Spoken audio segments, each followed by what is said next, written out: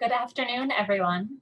I'm Abby Seidner. I'm the Executive Director of the Birnbaum Women's Leadership Network here at NYU School of Law. I want to welcome all of you to our program today and thank you for joining the Birnbaum Women's Leadership Network, the program on corporate compliance and enforcement, and the Beyond Me Too working group for our panel on Beyond Diversifying Your Board here at NYU School of Law. The Birnbaum Women's Leadership Network works to remedy gender inequities in the legal profession through innovative leadership training for students and attorneys, while bringing light to timely issues of gender equity through collaborations and conversations like these. The Program on Corporate Compliance and Enforcement, PCCE, is a law and policy program dedicated to developing a deeper understanding of the causes of corporate misconduct and the nature of effective enforcement and compliance.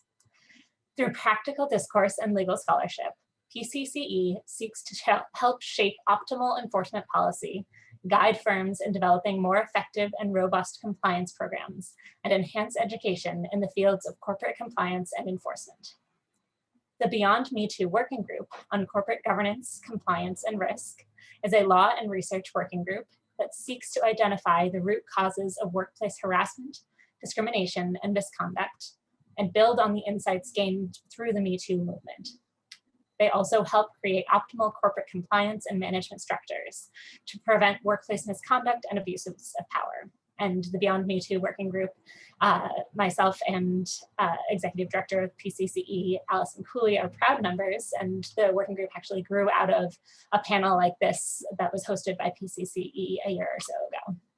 And so we're so happy to have conversations like these to bring folks together and have candid conversations about these difficult topics.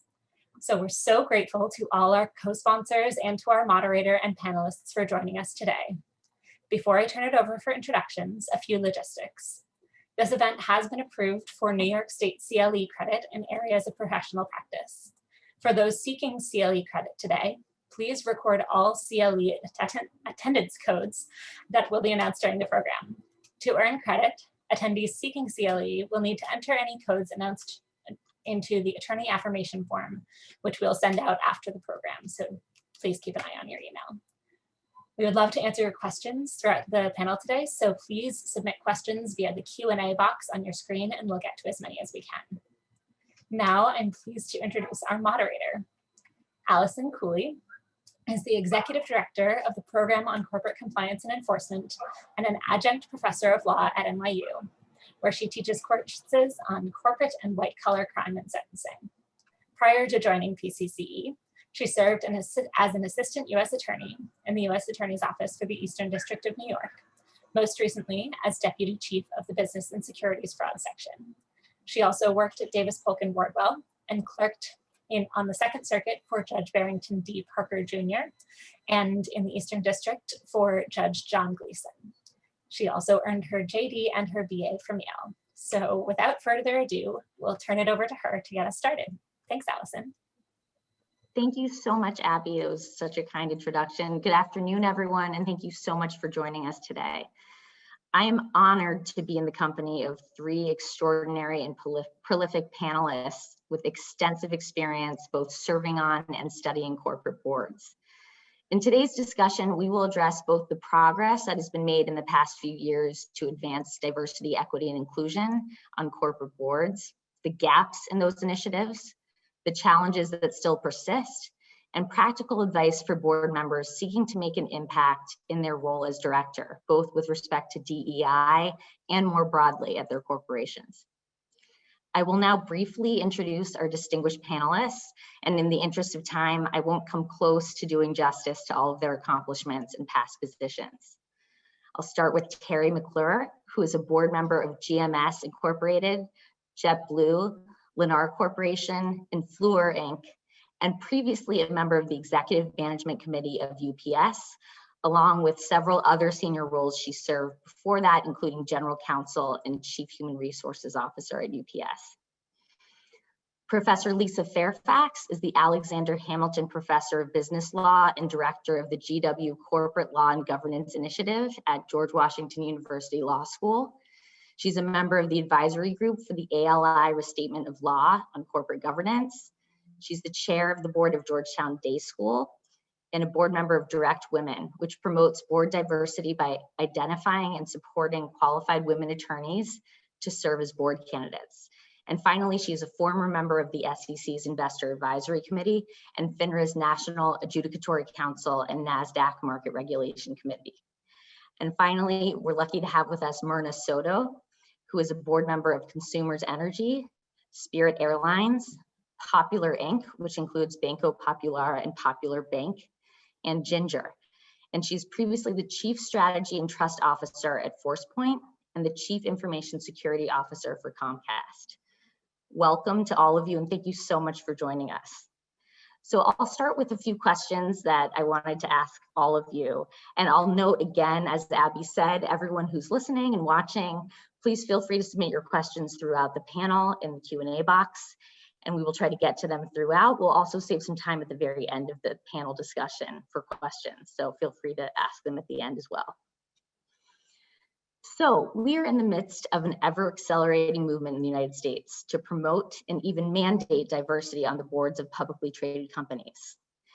As additional fuel for this movement, many studies by prominent financial and consulting firms and nonprofits have demonstrated a nexus between more corporate board diversity and better financial performance.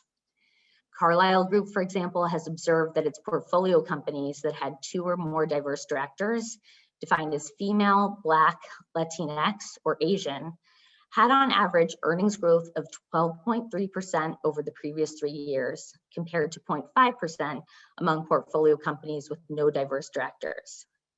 A Citi report similarly found that companies in the top quartile for both gender and ethnic diversity are 12% more likely to be more profitable than companies in the lower quartiles, and that the gap increased by 36% compared to companies in the 4th quartile.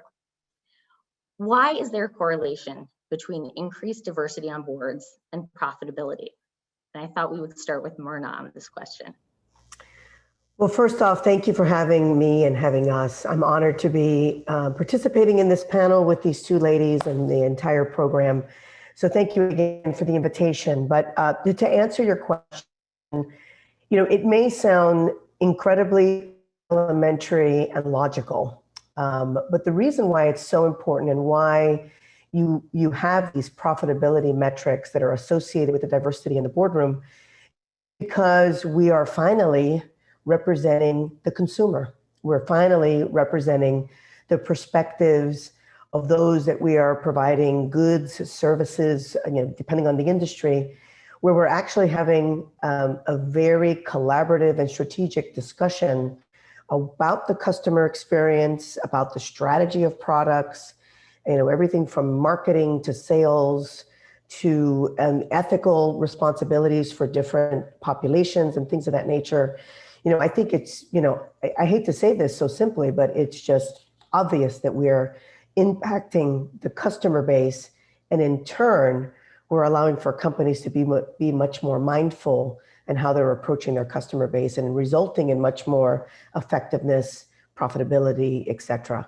But along those same lines, I also think that it also is extremely impactful to how companies look at their philanthropic efforts. And we have a significant amount of discussion in the boardroom about our philanthropy and where we have an opportunity to serve underserved communities and things of that nature. And having the perspective in the boardroom allows for raising that awareness to many others. And I think personally that's some of the impacts that I've seen firsthand through my experience. Terry and Professor Fairfax, if you'd like to weigh in. Sure, and thank you, Allison, for inviting me to participate in this program as well. And like Myrna, I agree that the correlation of a more profitable company and diversity, I think, is clear. And but surprises me how many people still don't view that, and really how many of my counterparts on boards don't see that correlation. From my perspective, I do think when you see a board that is more diverse, I think that's indicative of a mindset that that company has, a way of engagement, a way of thinking about their strategy, a way in which they engage, not just at the board level, but throughout the organization. So I think it's more indicative of the leadership and the environment in which that company is operating in, and they're setting for both their employees as well as how they're engaging with their consumers and with the communities around them. So I think it is indicative of a more progressive company, which I do think is much more able to be responsive to its consumer base, keep its employees, have productive employees that are performing at a high level, and in turn are more productive and more profitable. So I think it's indicative of a whole list of holistic characteristics that that are more likely to promote success within an organization. I don't think it's that you just, because you have a diverse board, you're therefore likely to see profitability, but it is certainly indicative of how that company is operating on a broader scale. But again, I am surprised still at how many people don't believe, even with the research that's done, the empirical evidence of better profitability, that in fact is one of the factors that can be attributed to the success of that organization. And so I think that's where we still have a lot of growing to do. I think where with the boards that I'm on, I hear it all the time. I don't quite believe the research. I think there are a number of factors that lead to profitability within an organization, but it's probably still the right thing to do, so we're going to do it anyway. So I do think that there's still opportunity in the future to show on a broader scale, a greater correlation between diversity, not just at the board level, but within the entire management team, and that in turn will justify some of these early research reports that indicate that there is there's a greater chance of success and profitability where you have diverse perspectives engaged in management. Obviously, I couldn't agree more with what was just said. First, thank you so much for having me. And it's heavy on my heart, so I'm just going to say it. We are today in the aftermath of just an incredible decision that was handed down by the group of jurors that, to me, is so aligned with this conversation, living through the Rodney King verdict and what that jury looked like, and then looking at this verdict and what that jury looked like. I believe no one can deny that diversity matters, that perspective matters. And I would say but 3 reasons why it matters. And before I say them, I would just note to Terry's point, I hope I can call her Terry, I just met her. This is a beginning and not an end, that is board diversity. It's necessary, but not sufficient. It is important for signaling reasons, but if there's not work done to change board culture, to have critical mass, and to ensure that the work pushes down to the entirety of the company, it will be an important piece, but not the whole piece. But the 3 things that I see is what I alluded to at the beginning, which is it changes the conversation from a governance perspective to have different perspectives involved in a decision so that you get to better, higher quality decisions. And the research is clear on this about the difference between homogeneous groups and heterogeneous groups. And I think this is something that people just can't deny. They may deny how you get to heterogeneous but they can't deny that if you have different thoughts and perspectives involved in a decision, and that's a decision ranging from, whether and under what circumstances we should engage in a merger or an acquisition, how we should run our nominating process, how we should think about our investment decisions. You get higher quality decisions when you have more people in the room, and you undermine the kind of group think that happens when you have people that are basically echo chambers. That's the first. The second is that you get a group more likely to know how to effectively consider the interests of other groups. Every company says they want to do that, but it's a question of, are you able to do that without the requisite diversity? Employees are demanding it. Consumers, customers, clients, even shareholders are all saying the same thing. And I see it in my classroom. Whether or not my students are Black, are white, or Latinx, they're all demanding diversity. And a diverse group of people is much more likely to understand how to meet that demand. And those are markets that companies are trying to meet expectations around and engage around. And the third thing is you're more likely to be able to see problems coming around the corner, to notice the yellow flags. Oftentimes it's the case if you don't have diverse perspectives, diversity in your groups, and certainly on the board, that you don't see the yellow flags. Of course, you see the red ones, everyone sees those, but by then it's too late, right? Now you got a disaster and everyone's on, right? But you don't understand the yellow flags. Not asking the question about why there are no people of color in the marketing department and why there are no protocols around how we should be considering how we outreach to, and market to different clients, consumers, and customers are things that you may not even realize you need to ask until you get a crazy commercial. And people are like, where'd that come from, right? So sometimes you don't even understand. And so it's a lot about problem avoidance and having people who are equipped to understand how to avoid problems, and quite frankly, equipped to understand how to engage around those problems. We see this moment of racial reckoning. And oftentimes when you read the reactions of CEOs and chairmen of the boards, one of the things at least I've noticed they say is, I started reaching out to Black leaders and they were telling me, it's like, interesting, because you don't have anybody internally in your company to be a thought leader around this kind of stuff. You have to, of course, go outside. And this is probably why you are where you are, because you haven't done enough to equip yourself with the tools to be able to both see these problems and now to respond to them effectively. And of course, all of that has an impact on the bottom line. So the research shouldn't be surprising. I would agree there are limits to it, and that's about how the corporation effectively engages, but the research shouldn't be surprising because it makes intuitive sense that these things would inure to the benefit of your bottom line. Thank you so much. And this is related to the last question, and I think you've all touched on this already. But obviously there are those, as you noted, who reject the idea that increased diversity on boards is a worthy goal, especially from the perspective of maximizing shareholder value. So what is the most effective response to business leaders who express that point of view? What would you say to those people? And maybe we could start with Terry.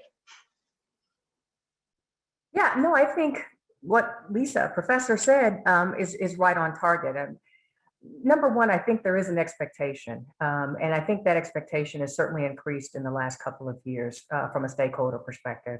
I think this millennial generation has helped with that.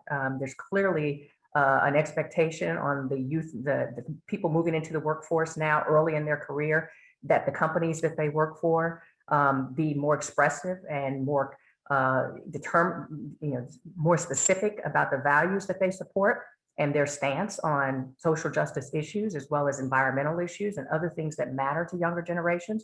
So I think from an employee standpoint, there's an expectation that they work and a desire to work for companies that are see this as something that's important and something that the company is committed to. But also from a consumer and investor standpoint, whether or not the companies see it, those who are investing and have an interest in the success of that organization are expecting it. So for no other reason, there's a need to focus on these issues for that reason. But I think we're looking at much more diverse workforces, and you're not going to get the best out of the talent within your organization. They're not going to perform at their highest unless they see opportunities for growth and success within that organization. And if any company is going to keep good talent in the organization, they're going to have to ensure that those individuals see opportunity at the top and see a willingness to engage and for people to have a voice at the table, or you're going to lose that good talent.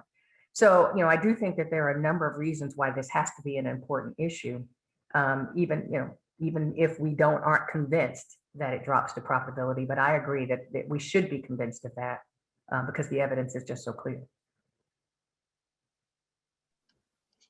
Professor Fairfax, if you have anything to add, I know you already talked a lot about these issues. Sure. I mean, I just echo the first, and probably, if we're talking from a shareholder perspective, shareholders are demanding this.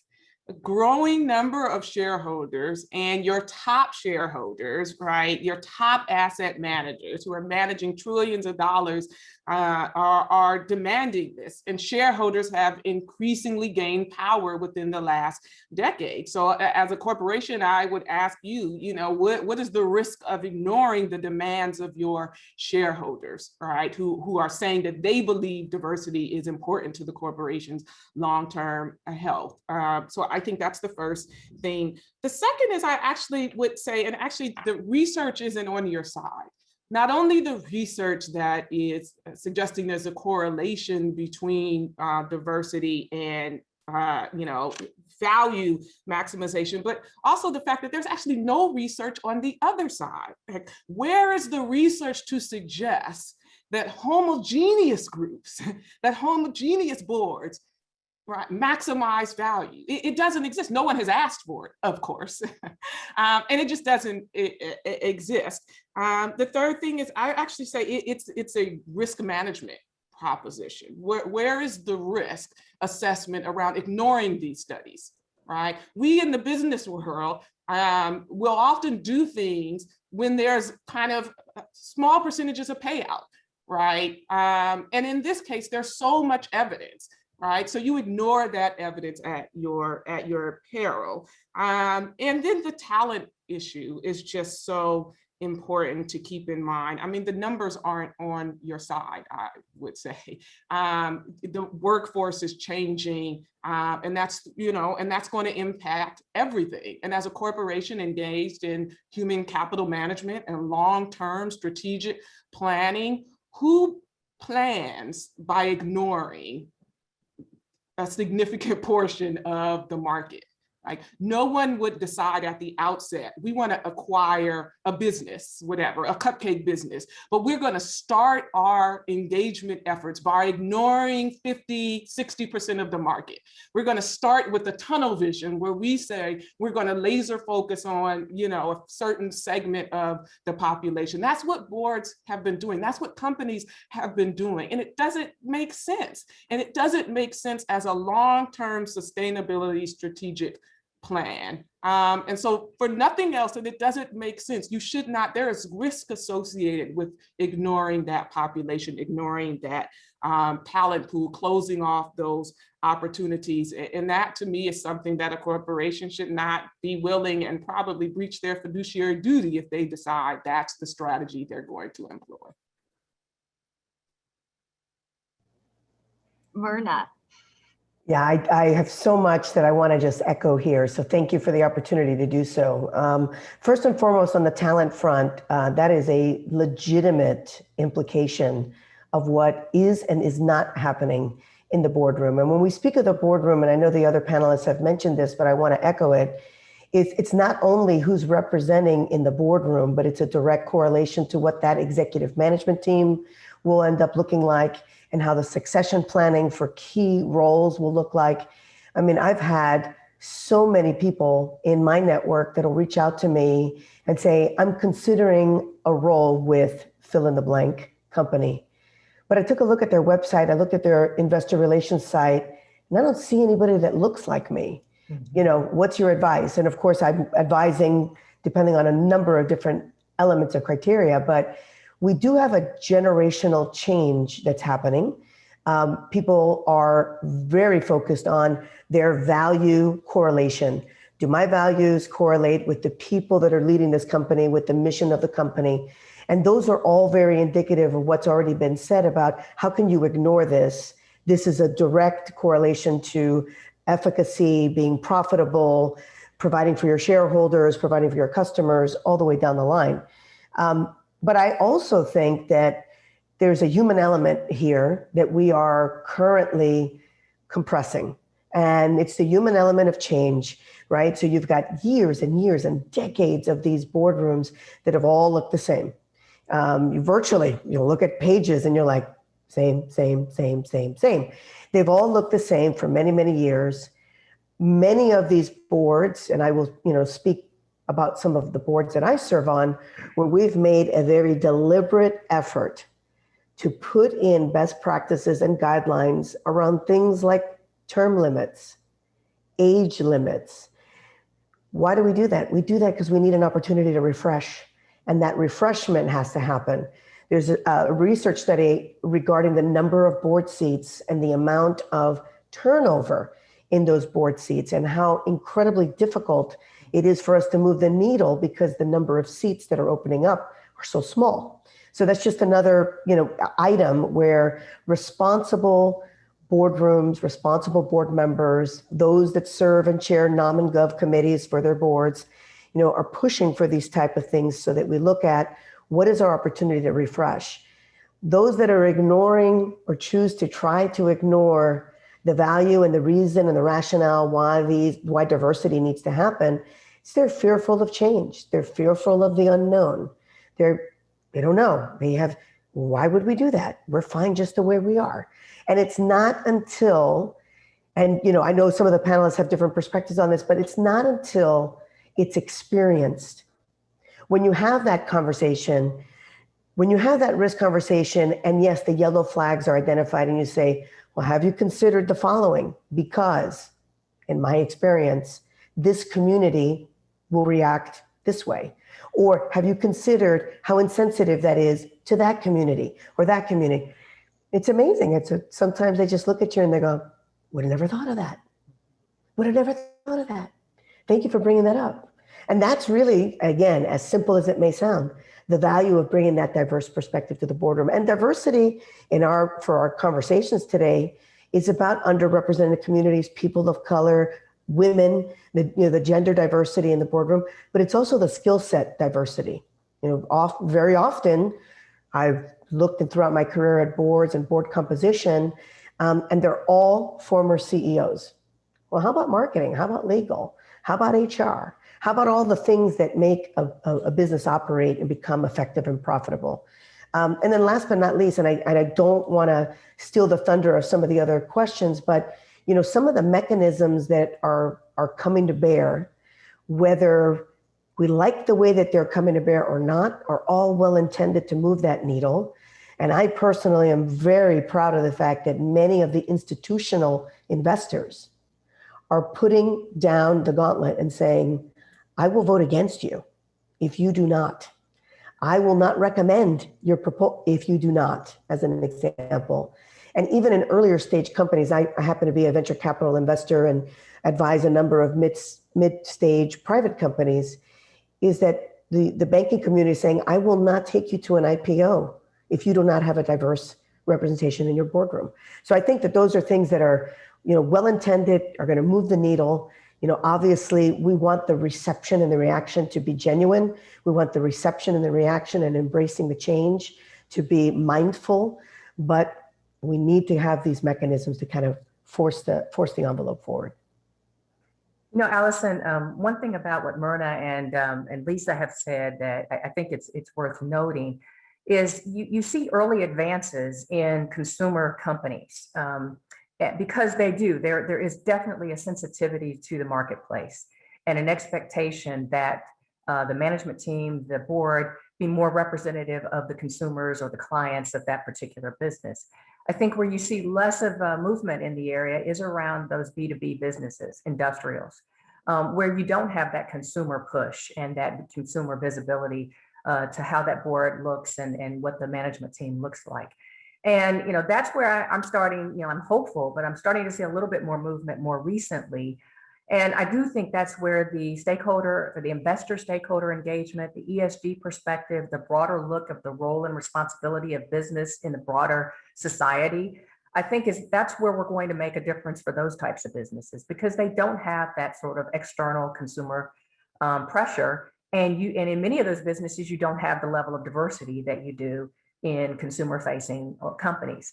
So I do think that the investor push is very significant, particularly for those types of organizations. And we're seeing that play out in the tech industry, where again, you don't have the immediate consumer-facing push on many tech products, and you don't have the employee base that drives this sort of perspective as well.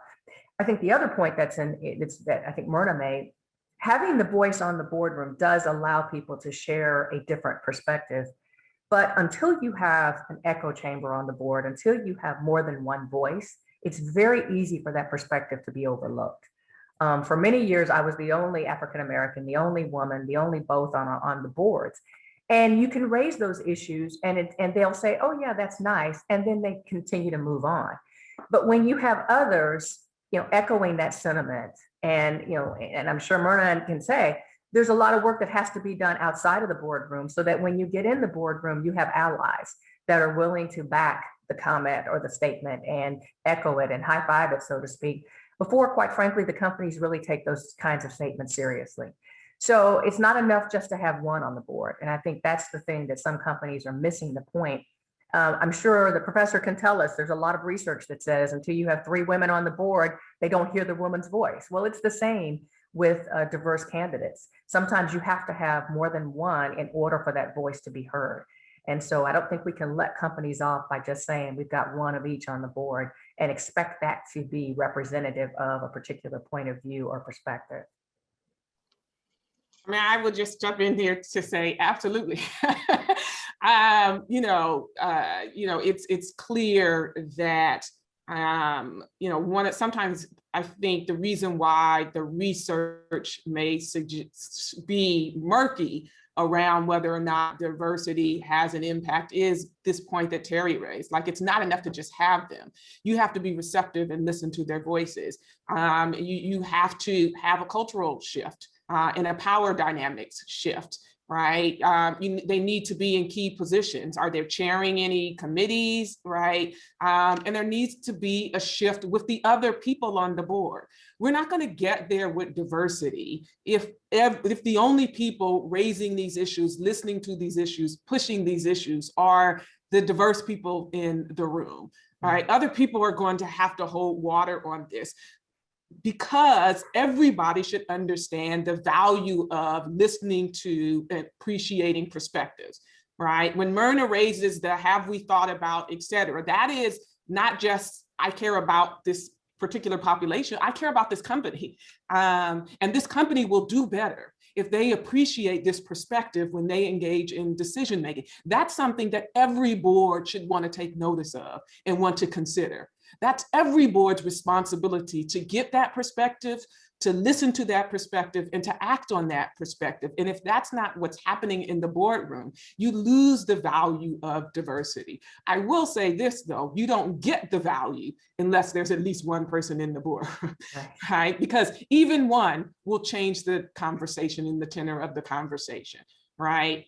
So make no mistake about it. You need somebody in there, right? It's not just, hey, I got a good friend who's Black, so now I can understand. No, you usually need someone involved in the conversation. And I'll add to that, I think, because Myrna, you raised something that's really, really important, which is when we're talking about diversity, we are talking about, of course, racial diversity and diversity of other identifiers, but also talking about diversity of experience and thought and perspective. However, I want to be very clear that the research is very clear around this. No board has managed to diversify itself with respect to experience and perspective and skill set without diversity with regard to racial and gender and these other identifiers. It just does not happen. Yeah. So this idea that one can come without the other, that some boards try to say, because there are these studies where you get boards that say we value diversity, like 90% of them. And then you'll survey the same set of boards and they will say, oh, but we think we can get that without race. And that is crazy talk. Mm-hmm. The research does not support that. And it doesn't make sense. So I couldn't agree with you more. I couldn't agree with you more, Professor. And at the end of the day, although the research is very clear that when you have multiple diverse voices in the room, and multiple perspectives and experiences, that is where you have the highest amount of efficacy and effectiveness. I will say, and this is just my public service announcement to those that are consulting and advising and or encouraging people to take board seats and to pursue board seats. When you take on this responsibility, you need to be prepared to be a disruptor. Because if you are the only one, that doesn't mean you will always be the only one, but you need to take that opportunity. I remember very clearly on my first board, I questioned what that composition was going to look like. And I knew then and there, yes, they were making an effort to make a change. but I was going to be the only one for a while. Not any longer, not any longer. But having that voice at times and the dynamics in the boardroom carry this political tact, the ability to build relationships, to have allies. I love it when my fellow board members are bringing up issues for people of color, the Hispanic community, the LGBT community, and I look over and say, way to go, I've had an impact on you. You're the one bringing it up now. I get to back you up. But that comes as, sometimes that voice has got to be loud, right? We opened up the day, the professor opened up the day we're on the heels of what happened yesterday and the reflection of the juries on the trials.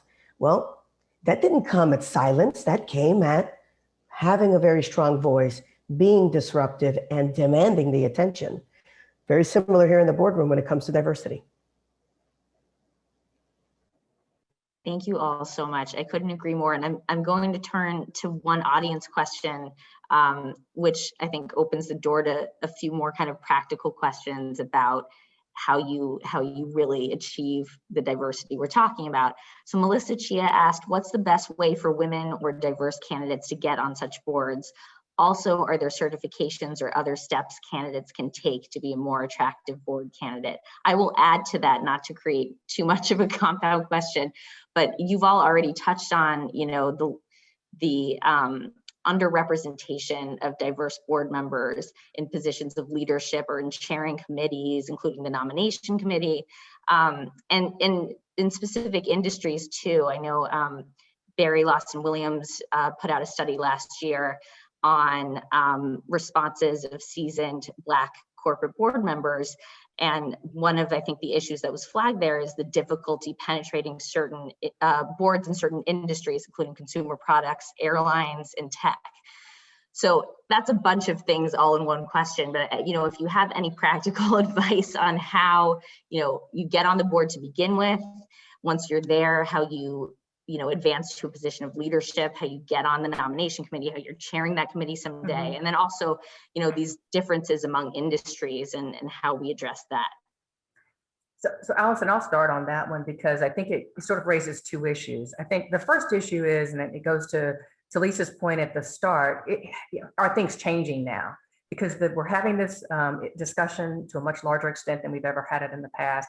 I do see a sea change. There certainly has been an increase in the number of minorities appointed, of women, people of color appointed to boards in the last year. And I do think that there is a heightened awareness and interest that has been raised by sort of our social justice summer and all of the things that have taken place. So I do think there's opportunity here, although all of the issues that Myrna raised regarding board tenure and turnover, the size of boards, all of this does have an impact on the number of seats that are actually available for people to take.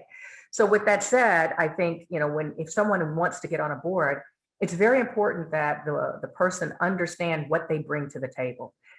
Because many people may know most boards have a skills matrix that they look at. And there is, big pressure around looking at all of the potential skills and experiences that the board has determined would be helpful to have as insights on the board as a perspective. And each year a board will go through and we'll say, we need somebody from technology. We want somebody with digital experience. And I think, what we're seeing is that is opening up the door to broader categories of potential board candidates than the prior CEOs, which was what boards really were focused on in the past. So if you're a woman, you have to know where you add value.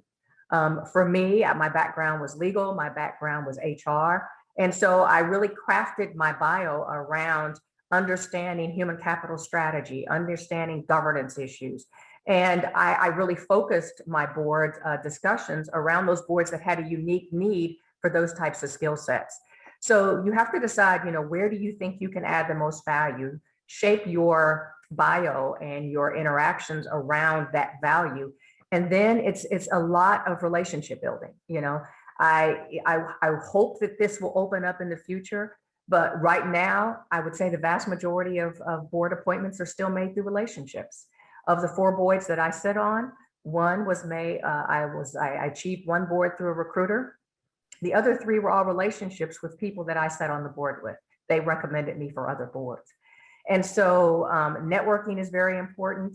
identifying people that are on boards and saying, look, if you're boarded up, because I do this all the time for people, if you're boarded up, if you get inquiries, because they always approach people who are already on boards, have a list of resumes that you can share for other people. But you have to make those relationships with people that are on the boards and let them know specifically what it is you're interested in doing. Not just I want to be on a board, but I want to be on a board and here's my skill set and here's where I can think value. So if you see a board that's looking for this type of background, then please refer me.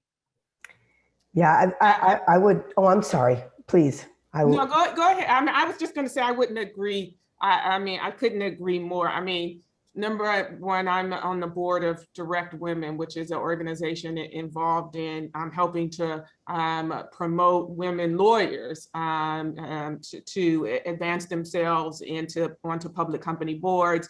And the thing that we talk about, two of the things we talk about the most is, right, understanding your value add and your, being able to articulate, right, not just I want to get on a board, but where is your value add? What is your elevator pitch when someone asks you, right, what can, and so you really do need to think through what are the skills, because of course you have them, but really kind of strategically think about what are the skill sets that I would bring to a board so that I can explain that to a nominating committee, a board chair, et cetera. And the second, even more important, is activate your network. The vast majority of board seats come through network, and even the ones that don't seem like they do. Like you may put your resume and give your resume to a recruiter, but ultimately that board is going to go and look for vouchers, right? Your network needs to be there and it needs to be activated. And I think as women in particular, and we know this, we oftentimes don't ask and we don't tell people I'm interested in a board seat, right? We have a network of people who are out there who are touching these companies and touching these individuals, and understanding that network and how you activate it and then how you get them to vouch for you is extremely important. It is the game, and it's not clear. I mean, the studies all say this, even among boards that say that they are interested in diversifying, only like 8% of them go to organizations that are aimed at promoting diversity. All the rest of them go to their traditional networks. Unfortunately, we know what those networks are likely to look like, which means when we say activate your network, we're also talking about find people who don't look like you, who are going to vouch, and that has to be a part of your network because they are touching those people and those companies that are looking for board seats. So I couldn't agree more really with what Terry said. The one thing that I would not only echo and add, this activating your network, this communication, making sure that people in your network hear that you are interested, hear your experience and how you will bring value to particular companies. Don't underestimate that your experiences in the business world and whatever that function may be, how you can articulate the impact in the boardroom, whether it's legal. In my particular case, I've been a technologist for the greater part of my professional career and had the opportunity to kind of equate that digital directorship, this and that and the other. But I early on, even before I got my first board, made it very clear, whether it was the executive recruiters that are the traditional recruiters to the associations that represent our minority populations, to say, my goal is to achieve a board seat by this time, and here's why. And just keep that mantra going, because what will happen is you don't realize who's listening and who's hearing. So I hear that, then I mention that to someone else. I mention, oh my God, Myrna knows somebody that was at this NYU event. Maybe we need to reach out. Perfect. It does work that way. I'm probably a little bit of an oddball because of the 3 seats that I serve on. All 3 came through a recruiter. However, one of them came through a recruiter that had a very, very defined scope of recruitment, and it was gender. It was gender, and of course she added others afterwards. But one of the things that the question from the audience came up was, are there certifications, are there things? There are a number of organizations, and in full disclosure, I am an adjunct professor for this organization, but there's the National Association of Corporate Directors. that has a number of programs to help people become board ready. It's not necessarily refining your skills from your competency area, but teaching you about governance models, committee structure, responsibilities of a board member. Why is that important? Because when you go on that interview, you want to be talking in that vernacular. You want to be equating what it is that you've done and how you can impact that. And last but not least, do not discount the opportunity to serve on a nonprofit board and a private board. Those are incredible opportunities to kind of get your teeth, cut your teeth in the governance model. And guess what? That's a whole other network of people, whole other network of people that are attached to public boardrooms and have the ability to do that recommendation. I will just add to that, and I think Professor Fairfax touched on this already, and you too, Myrna, that the idea that it's especially difficult for attorneys to get on boards. This may be a continuing issue, and Professor Fairfax's involvement on the board of Direct Women, I think, is a testament to that. Is there anything else you would add about that ongoing obstacle for attorneys and how they overcome that, and if there's a connection at all to these broader issues of diversity on boards? Oh, I would say, I think that more and more companies are realizing that they have a kind of unfair roadblock with regard to attorneys. And of course, like I said, with regard to this talent issue, you close yourself off from tremendous talent when you say we're not going to look at someone who has a JD, right, and who has been practicing.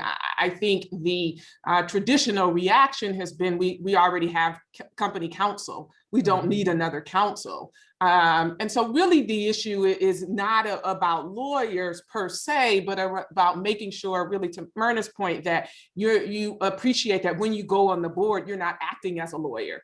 Having said that, you are bringing valuable skill sets that lawyers have. Right. It could be industry specific. Have you been a lawyer that's engaged in intellectual property, environmental? The understanding and the knowledge of that industry is so vital. If you've been doing legal work with regard to that, and you can understand the regulatory frame. And of course, there are just skill sets that lawyers have around negotiation, around active listening, right, that are so valuable. So when you think about yourself as a lawyer, think about all of those skill sets. There are so many skill sets that are a value add, and we talk about this at Direct Women a lot. And it's only about getting people to appreciate that.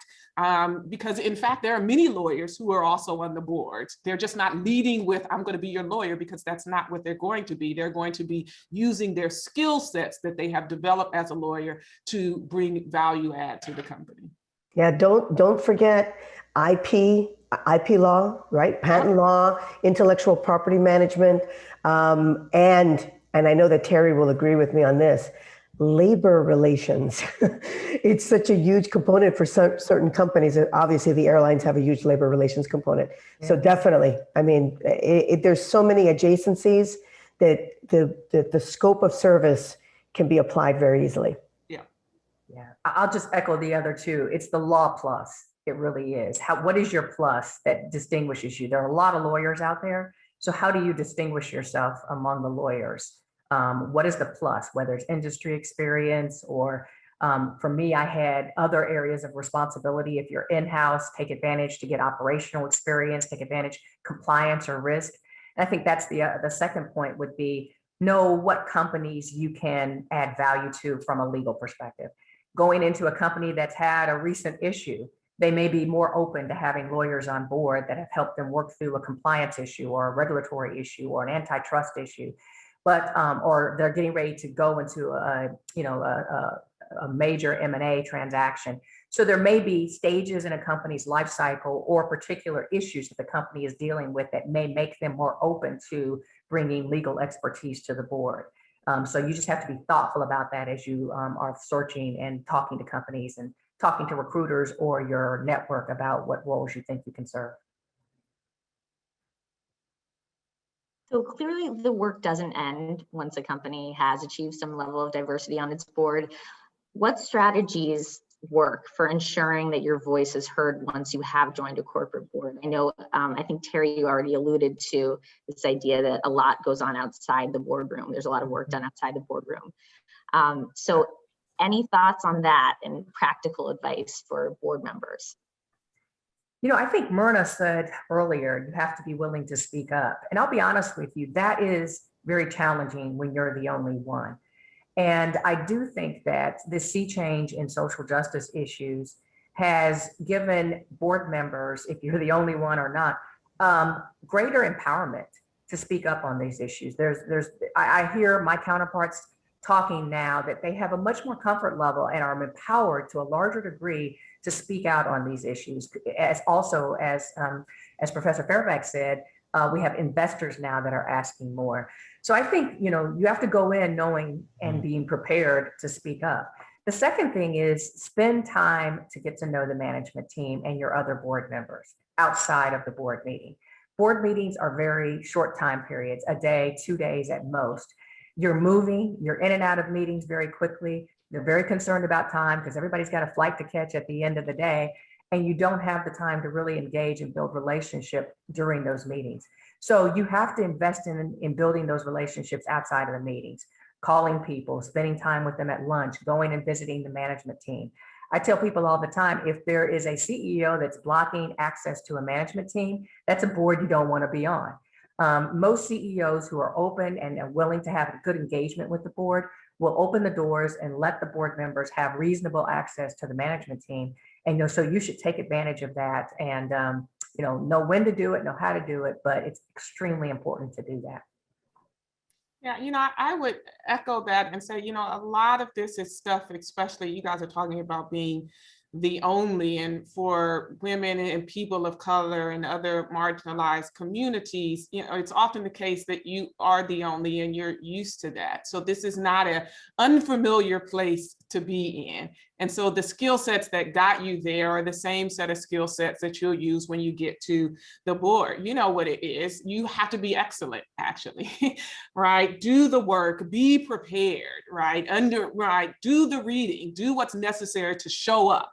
Right, when you're there, actively listen. I loved what Terry, you know, understand the board dynamics and the culture and, you know, all of that, then add value, right? And wherever that is, add value, be prepared to dig in, right? You're right, silent people actually don't get noticed. We know that.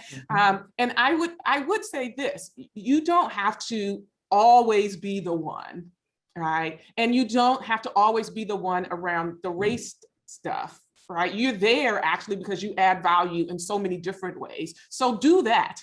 And then I would say choose your battles around the race stuff, because I do think, right, depending on the dynamics, if it's the case that you always the one always, and you never add value in other places, then they'll start thinking that's who you, right? But if you come, you're adding value, I believe, in all of these different spheres. And then by the way, you're also saying, and listen, we need to kind of tap in and take advantage of that. I think that's a very important thing to appreciate. And finally, I think to Terry's point around, you know, having access to officers, getting information about what's happening in the company, it is part of your decision-making and oversight responsibility to know what's happening in the company and to get good information about it. It is, of course, why it's also really important to not only be on the board, but to try to get into these positions of leadership. Like, it's the chairs that control the access to the information. And if you're looking for information and you're not getting it, that's a problem.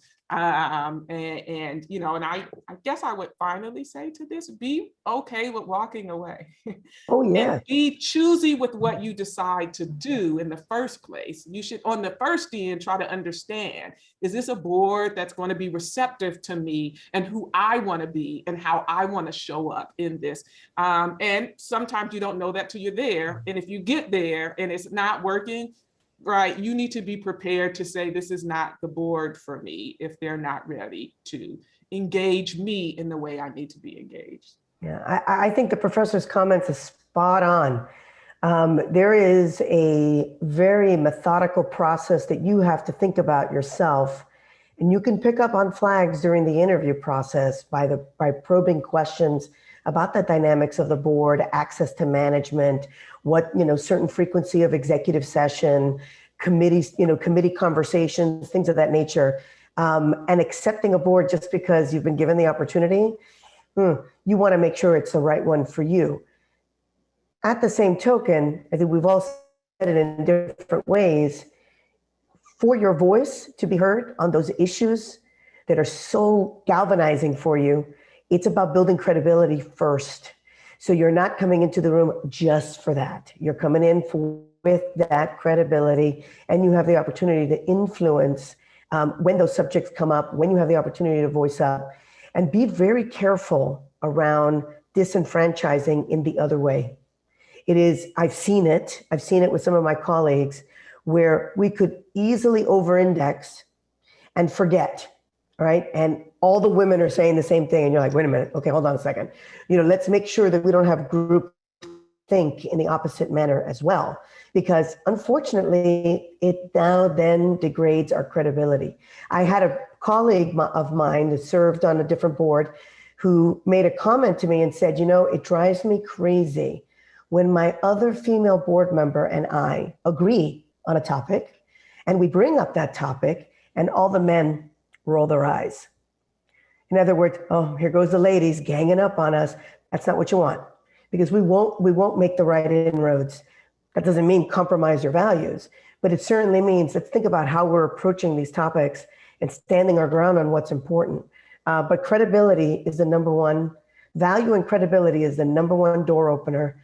The ability to engage with management not only gives you an increased credibility, but it gives you such a good perspective to the culture of the company outside of that boardroom.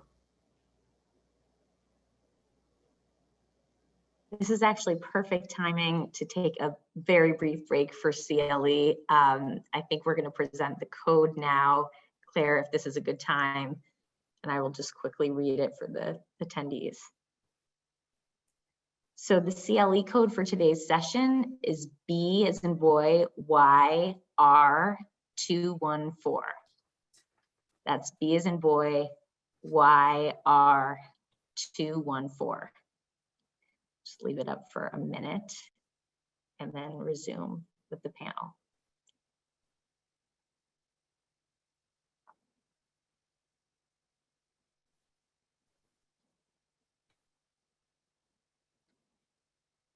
Great, thank you so much.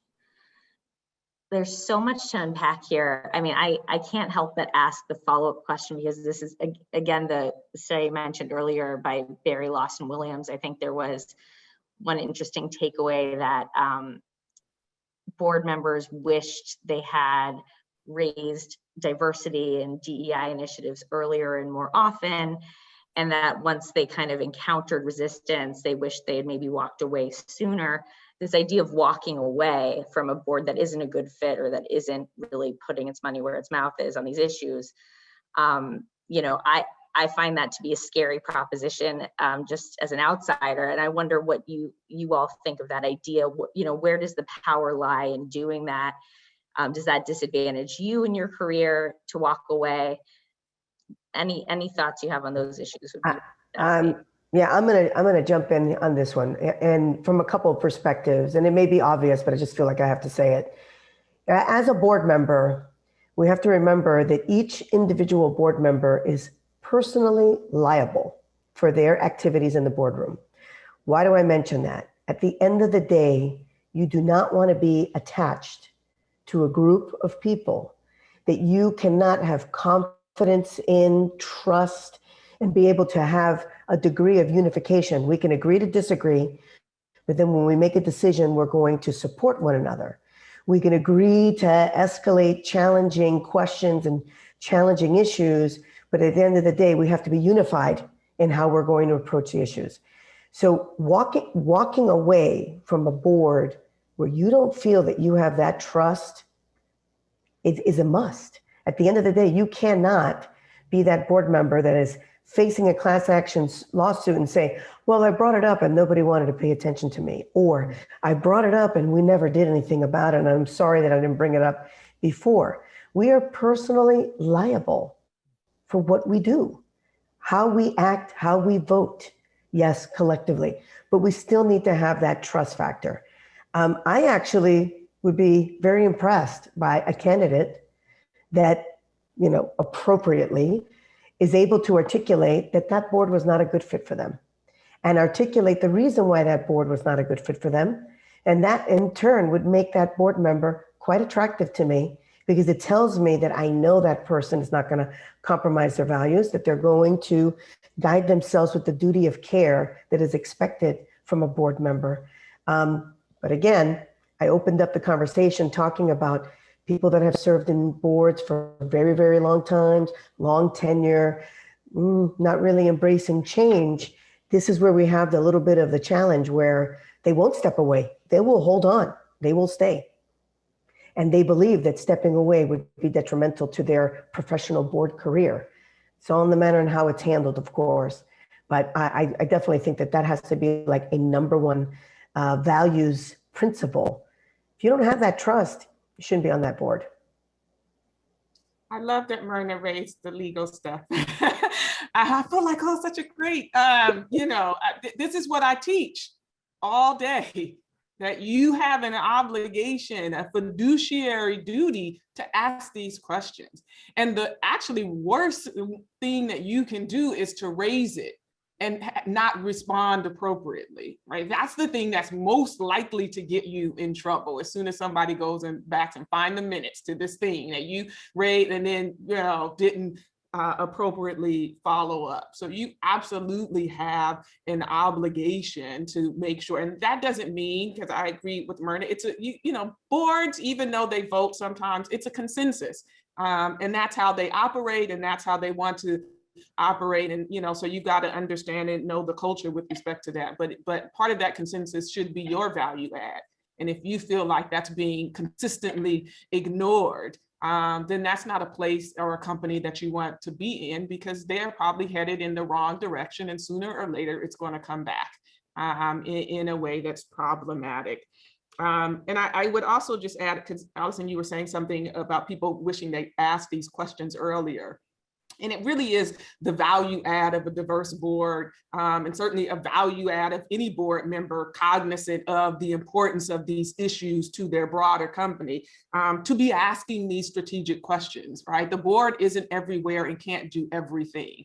But one of the things they can do is to ask the questions. And we lawyers are very good at asking questions. What is your policy around your workforce and how you're recruiting them and how you're retaining them? And what is your marketing policy around? These are the questions we can strategically ask. And if we don't get asked questions, good answers on, ask again. And we can put metrics in place around accountability related to this. Last year we asked you, we didn't see any report. We're going to have to, or is there something you want to do around compensation? Because we got a compensation committee, and, how do we think through compensation? Are there policies and practices that need to be put in place, right, to ensure that it's not just me? Because once the policy and practice is in place, anybody could now ask this question about, are we aligning our behavior with these policies and practices that we put in place? Yeah, I would just say, I think this is where the evolution is taking place in terms of viewing the scope of the fiduciary responsibility on these issues.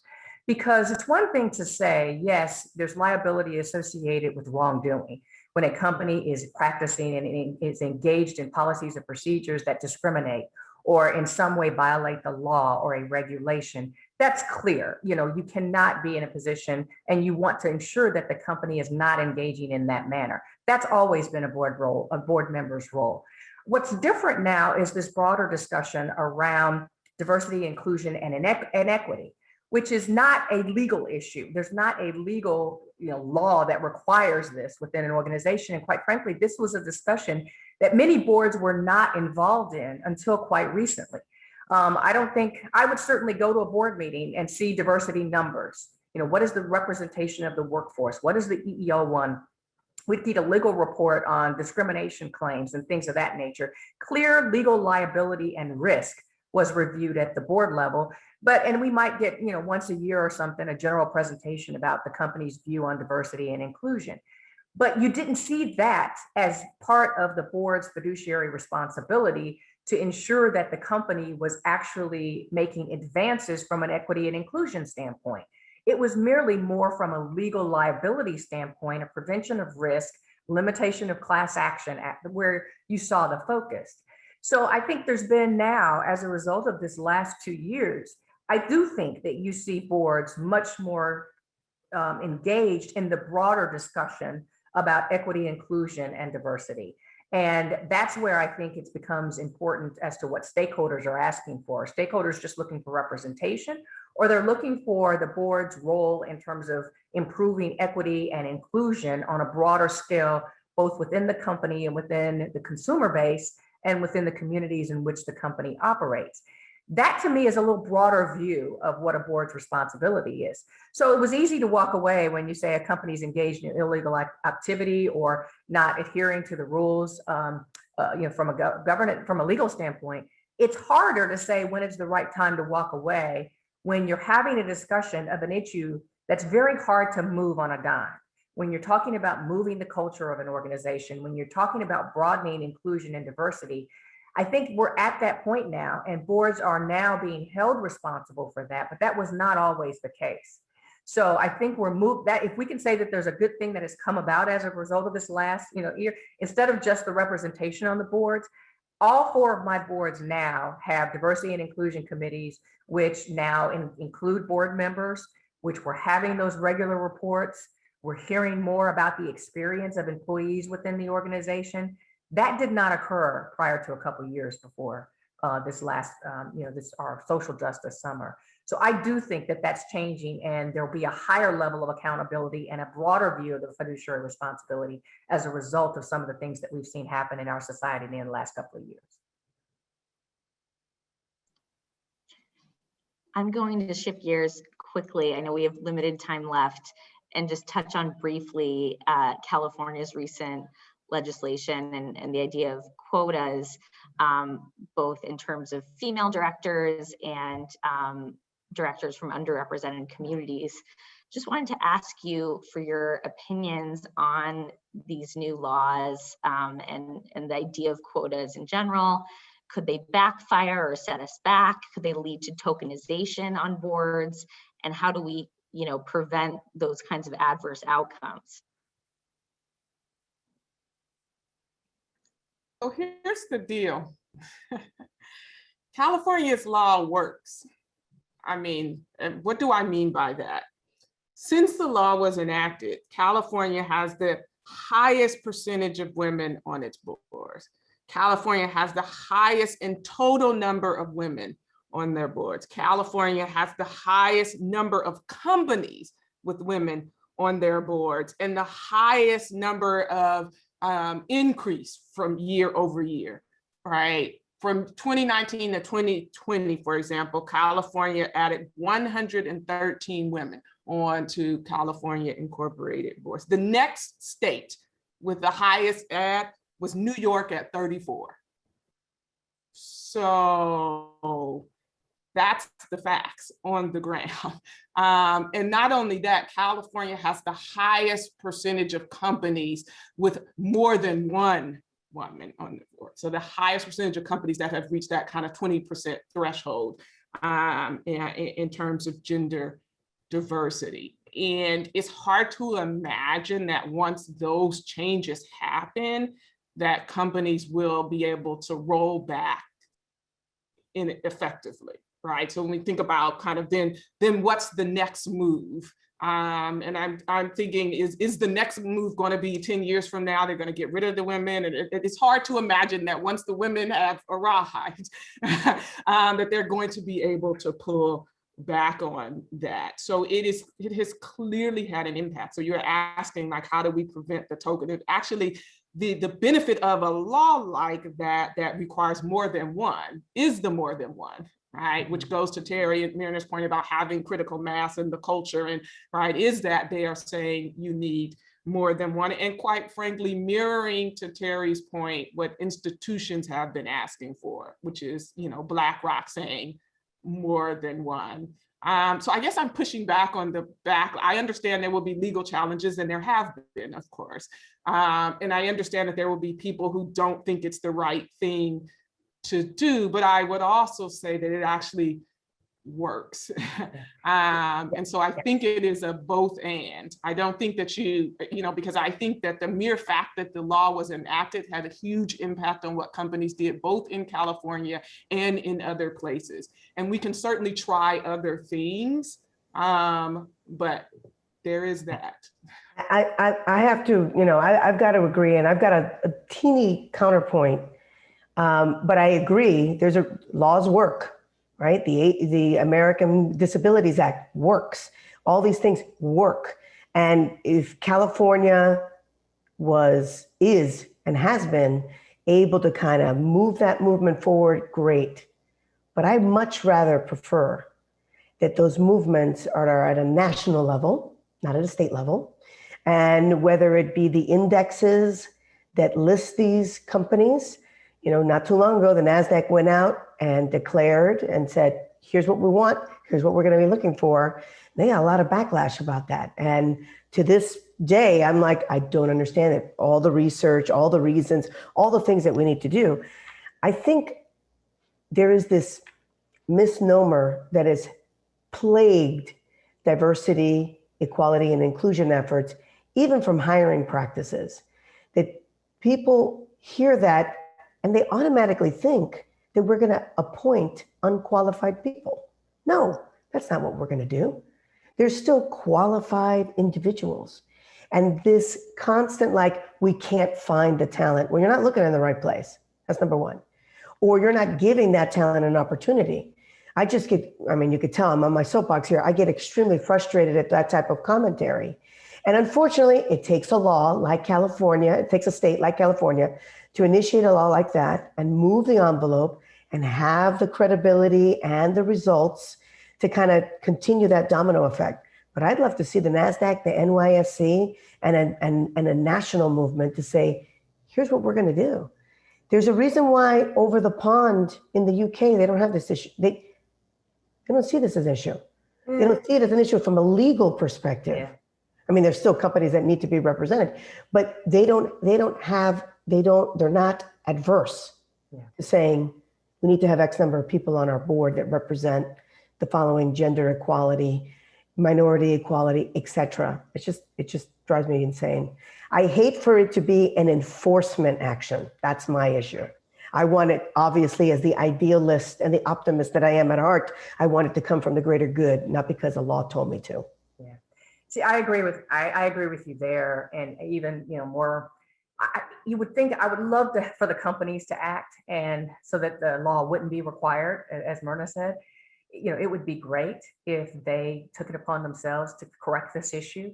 But if we're at the point where it's not going to happen unless a law is passed, then so be it. Pass the law and let's move. I think the first generation that goes in, the first generation of women or people of color that go in under the law, do carry the burden of being viewed as tokens in the situation. You can't avoid that. And it's unfortunate whenever an organization is forced to do something, and there are companies that literally moved out of California so they wouldn't have to do it.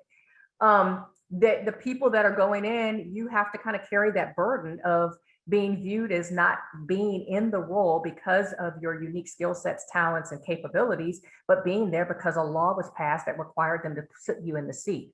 However, I'm confident that women can overcome, and the next generation after that generation, when it becomes just commonplace and not an exception to a longstanding rule, will be able to move past that perception and see, and the companies will see that women don't disrupt the place. They truly add value and hopefully can contribute toward the company's continuing success and greater profitability.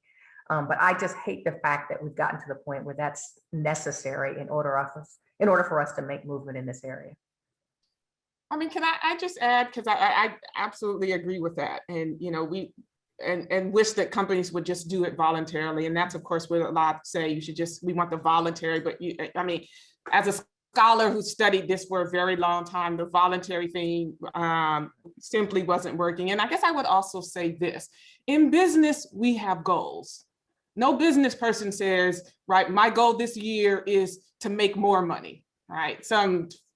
Unmeasurable, very vague. They set a target. right, around a specific number or percentage, or like they do, right? So this vague, I want to diversify, right? It's not something that we have found actually works in business with regard to all the other types of things that we're trying to accomplish. So why would it work in this setting? Answer, it doesn't really, unless you, so whether or not you call it a quota, but even if it's a board-driven initiative, you have to have some type of goal or target if you're really going to drive to get there. And that's been part of the problem.